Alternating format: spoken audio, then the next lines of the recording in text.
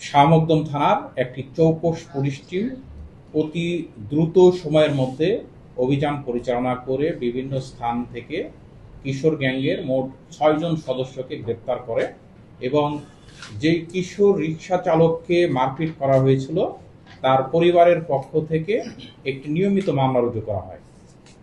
আমরা গ্রেপ্তারকৃত কিশোর গ্যাং, যাদের মধ্যে কয়েকজন শিশু রয়েছে, আমরা শিশু আইনের সকল বিধানাবলীর মেইনটেইন করে তাদেরকে জিজ্ঞাসাবাদ করছি। প্রয়োজনে আমরা তাদেরকে রিমান্ডে নিয়ে আসব।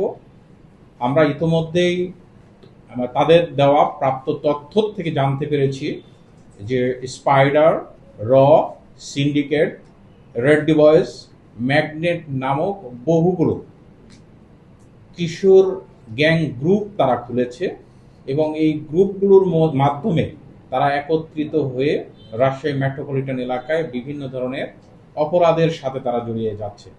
আমরা এই গ্রুপের সকল তথ্যগুলো সংগ্রহ করছি এবং পর্যায়ক্রমে তাদের অপরাধের ধরন বিশ্লেষণ করে এই কিশোর গ্যাংয়ের বিরুদ্ধে আমরা কঠোর আইনগত ব্যবস্থা গ্রহণ করব।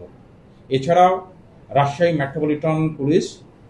মেট্রোপলিটন পুলিশের সম্মানিত কমিশনার মহোদয়ের নেতৃত্বে যে কোনো অপরাধীদের বিরুদ্ধে সার্বক্ষণিক সর্বোচ্চ আইনগত ব্যবস্থা গ্রহণ করবে।